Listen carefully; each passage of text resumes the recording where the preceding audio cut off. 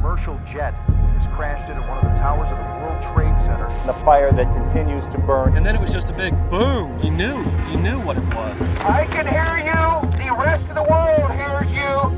And the people who knocked these buildings down will hear all of us soon.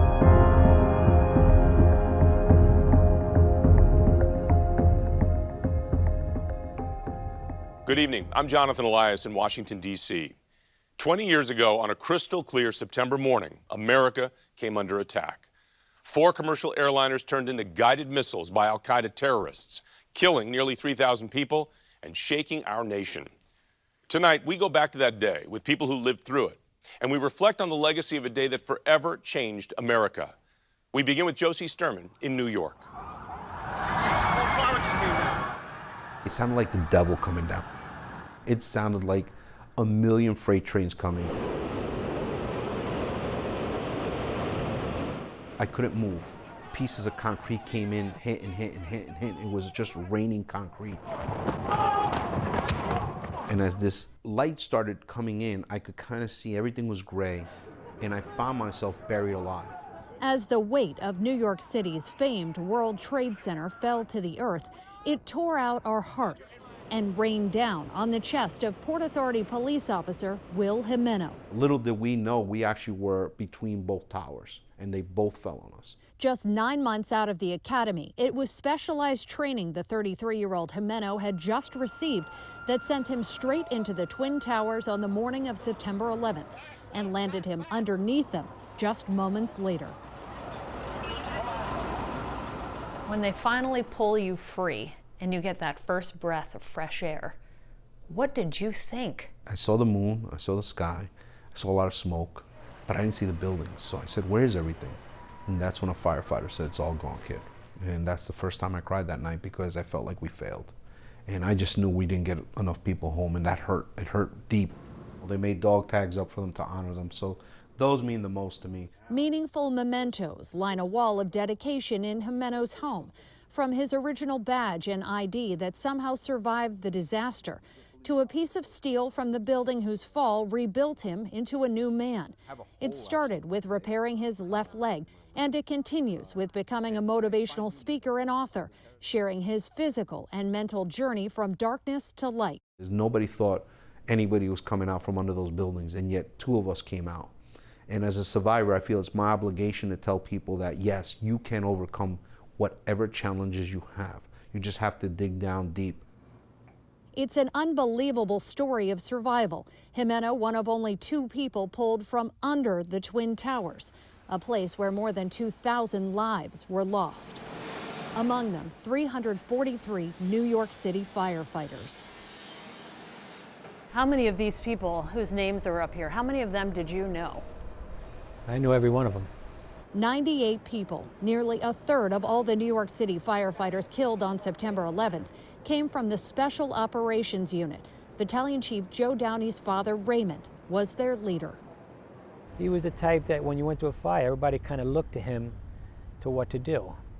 Deputy Chief Ray Downey was in command of rescue operations that morning when the North Tower started to crumble. I think just in his heart, he knew that his people were up there and he couldn't leave without doing everything he could to get them out. That's a real hero.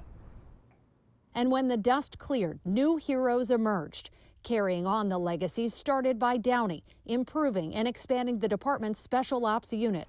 Joe Downey now responds to the same firehouse where his dad once worked, drives a rig emblazoned with his father's name, and Joe only has to look up at the station's 9/11 memorial to see the man who started many of the specialized programs he now oversees.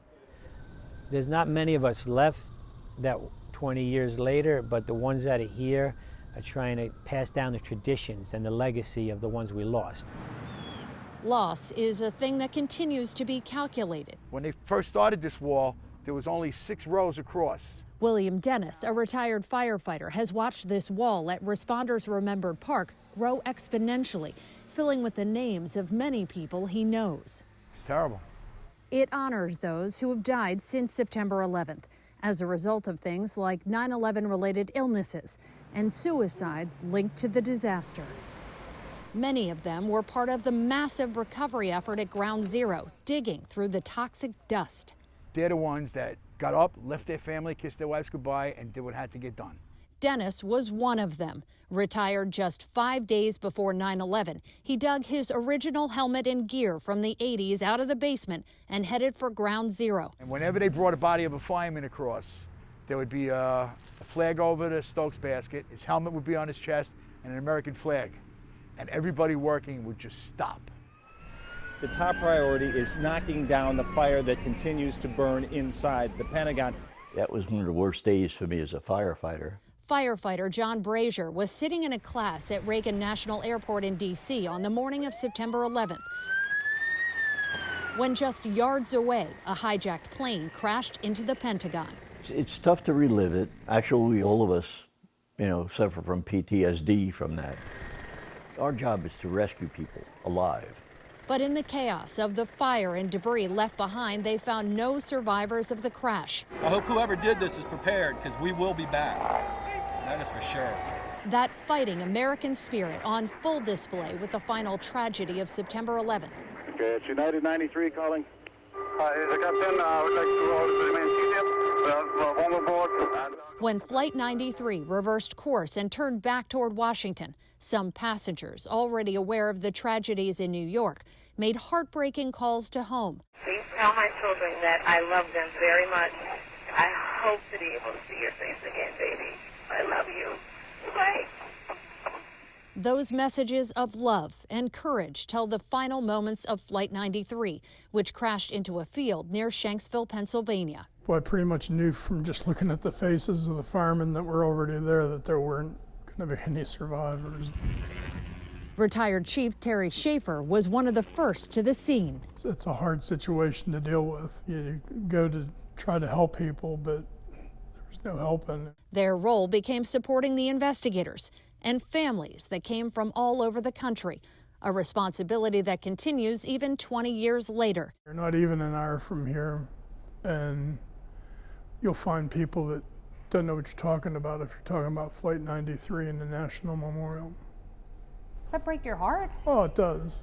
Heartbreak for the loved ones of those lost.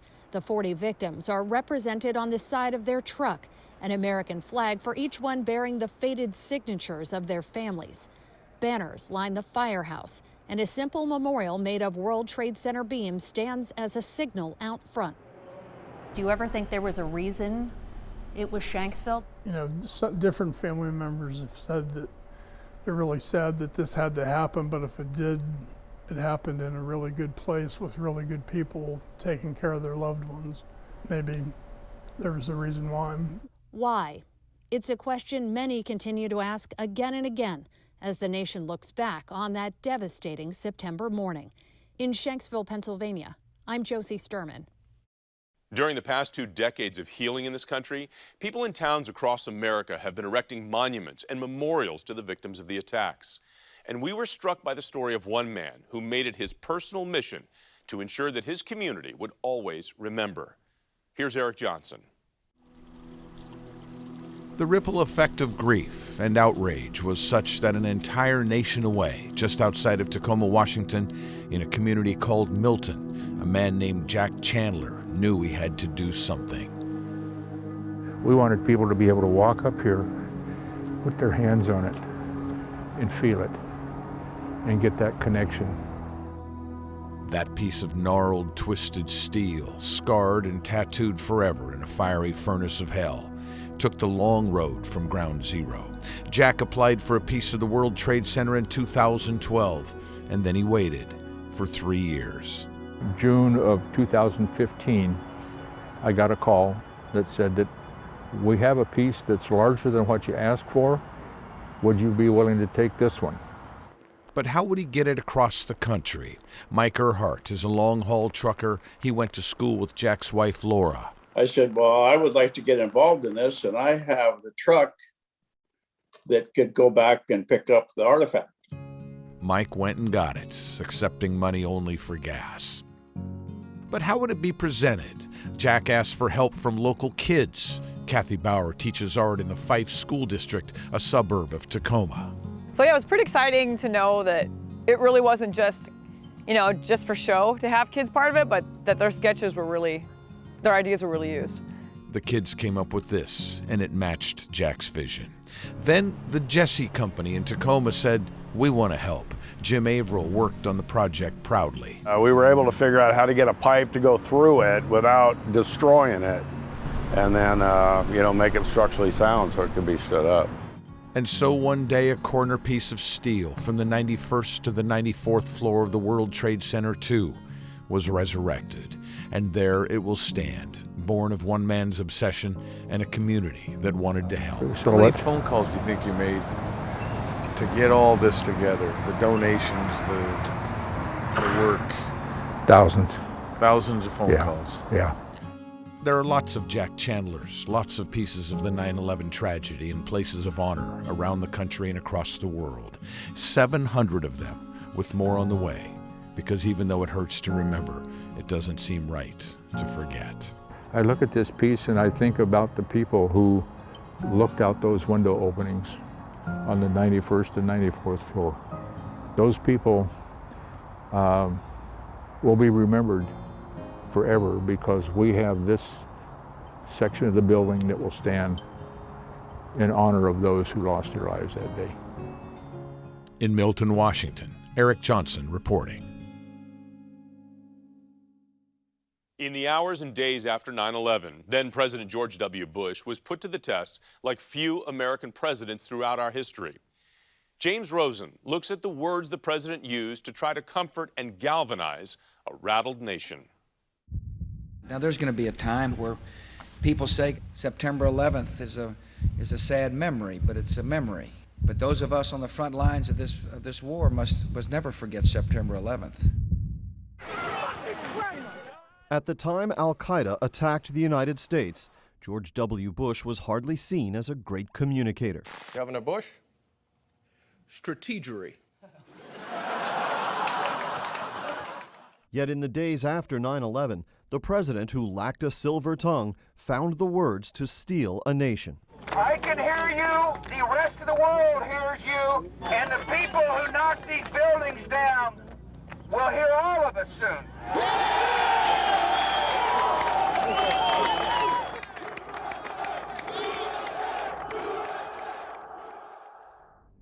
The president was in a Sarasota classroom when the first plane struck. At 9:05, Chief of Staff Andrew Card told him about the second plane, adding, "America is under attack." 2 airplanes have crashed into the World Trade Center in an apparent terrorist attack on our country. Terrorism against our nation will not stand. Vice President Cheney directed federal operations from a bunker below the White House, maintaining contact with the president and leaving public comment to him, as Mr. Cheney recalled in a 2014 oral history with this reporter. I made a decision that I would not do it. This was, in fact, something the president needed to be doing, to be the one seen as he's in command. He's in charge. He's the commander-in-chief. The president spoke next from Barksdale Air Force Base. Freedom itself was attacked this morning by a faceless coward. That night, the commander-in-chief defined the nation's new mission. And we stand together to win the war against terrorism. On the morning of 9/11, Bloomberg White House reporter Richard Kyle had gone jogging with the president. Everybody got ready to depart for the Emma Booker Elementary School. Years later, President Bush told me that he was looking at those of us reporters who had phones to our ears in that classroom. And he said he had a sick feeling in his stomach because he could tell from looking at our faces that something terrible, absolutely terrible, was happening. Through a series of public appearances and carefully crafted rhetoric, the commander-in-chief looked to console the country. They're the names of passengers who defied their murderers and prevented the murder of others on the ground. He sought to steady the economy. Get down to Disney World in Florida. He promoted tolerance. Moms who wear cover must not be intimidated in America. That's not the America I know. And he readied the nation for war. It's going to take a long time to win this war. Irrespective of all the stuff that happened later, it's hard to look back on anything he did or said that month and describe it as anything other than pitch perfect. In Washington, James Rosen. At the Pentagon here in Washington, the memories of 9/11 are still very much alive. We were given rare access inside that iconic building to see how the military continues to honor those who were wounded or lost. In Washington, the Pentagon, that symbol of American war power, had been turned into a battleground. And among the missing was the Secretary of Defense. He disappeared. We didn't really have tabs on him during that time. We didn't know if he was somewhere safe or what, and there was a thought that he may have passed away in the attack. Senior Airman Caleb Adams told us it took 3 hours for then Secretary Donald Rumsfeld to resurface. He was over here at the impact site, and he was pulling people out the whole time. We had to forcibly remove him from the area and bring him somewhere safe. He had raced to the west side of the building, which was home at the time to the Navy Command Center. It took a direct hit. Just steps from that crash site is now sacred space. And this is? This is our indoor memorial dedicated to those that lost their lives at the Pentagon during the 9/11 terrorist attacks. And we are just adjacent to the actual impact site here at the Pentagon. How far from where we're standing did that plane come in? It was about 150 feet that direction. All 184 victims are immortalized on the 2 panels behind me here. The 59 on board the aircraft and the 125 that were working inside the building. The brushed metal walls were designed to resemble the skin of the American Airlines plane. A book with stories of each victim is at the center of the memorial. The Purple Heart and its civilian counterpart, the Defense of Freedom Medal, adorn the walls. In the Pentagon, along the halls and the walls, you'll find a lot of symbolism for 9/11. But there's one room in particular that most people will never see, and in fact, if you didn't know it was here, you'd pass right by. But this has a lot of meaning. This is the Navy Reflection Room. Inside, a quiet tribute to the Navy personnel who perished. No branch of service lost more people on 9/11. The patches and badges left in their honor pile at the base of the marble slab and are never touched and never moved. 20 years later, Airman Adams told us that the Pentagon is determined to never forget. Quote I like to give to folks that come in here is that we all die twice. We die once when we breathe our last breath, and again, the last time anyone speaks our name. It is our job, it is our duty, and it is our privilege to be able to keep these folks' stories alive by continuing to tell their stories. So where are we 20 years later when it comes to preventing another 9/11? Are we safer? Christine Frizzau sat down with 2 former 9/11 commissioners to try to find out. My overall feeling is one of satisfaction that we did a very important job. Republican John Lehman seemed optimistic about the changes that have been made in the years since 9/11, particularly having to do with the overall hardening of this country's defenses and how intelligence agencies now better communicate with one another. Democrat Richard Benveniste agrees that improved communication is critical. They were siloed, and had they shared the information that was available, the attacks could well have been prevented. Right up until. The two were also on the same page when it came to what they see as their still one unfulfilled recommendation: the need for Congress to reform itself so elected officials can better protect Americans. If you are on 6 committees, you can't be a master of those subjects. And in fact, you can't be a master of any of them. When it came to the findings of the 9/11 Commission, the recommendations were unanimous. Every single member, regardless of political party, agreed on the failures and the fixes. But 20 years later, there are some differing perspectives on this critical question. Are we safer as a country today? Oh, yes, definitely. We have not had a major attack since, and there have been many, even more thoroughly planned than 9/11 that have been thwarted. But now, with the chaotic close to the war in Afghanistan, there are renewed worries about the threat of international terrorism.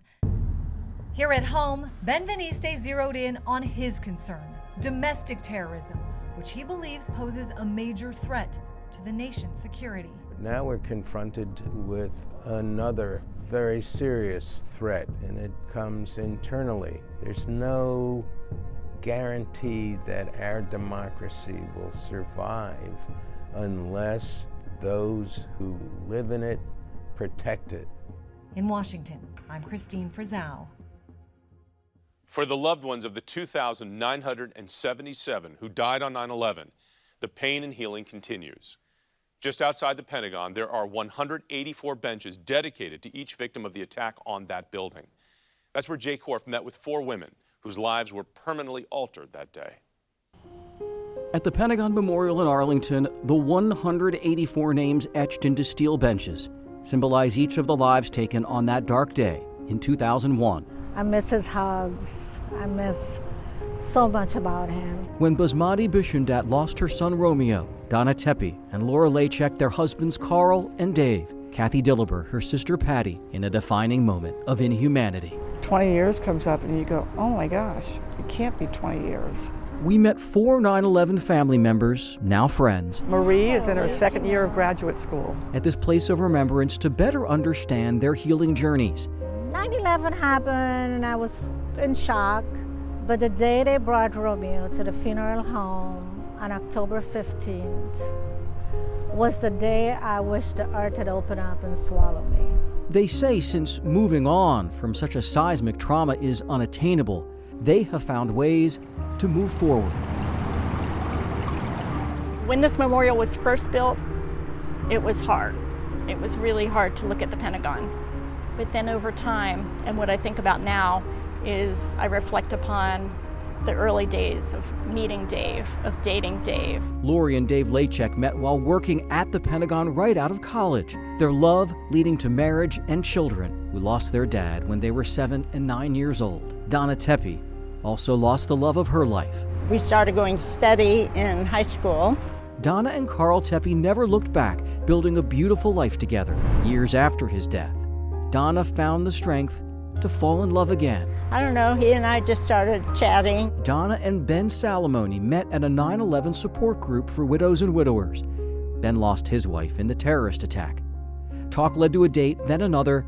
Now they're engaged. But of course, he still misses his wife in many ways. I still miss my husband in many ways. Basmati Bishundat uses the power of her son's love to fuel her healing journey. As a mother, it's been a long 20 years, but I'm sitting here today with a lot of pride to keep his memory alive. Kathy Dillard's story is uniquely complicated. She and her sister Patty worked near each other in the Pentagon. All of a sudden, I heard a loud sound, and debris came flying down the hallway, and I got knocked down. As military personnel rushed Dillard out of the building, she desperately tried but could not find her sister. It's survivor's guilt, I eventually discovered. I would have switched places with her. She had a 5-year-old. If you ask anyone scarred by 9/11, they'll tell you that the human heart cannot simply move on from the magnitude of such a tragedy. But in time, they figure out how to sit beside their grief while finding ways to move forward. Every day, love doesn't die, it lives on with the memories. In Arlington, Virginia, I'm Jay Korf. 9/11 families and an entire nation moving forward while vowing to never forget. Thank you for watching. I'm Jonathan Elias. Good night.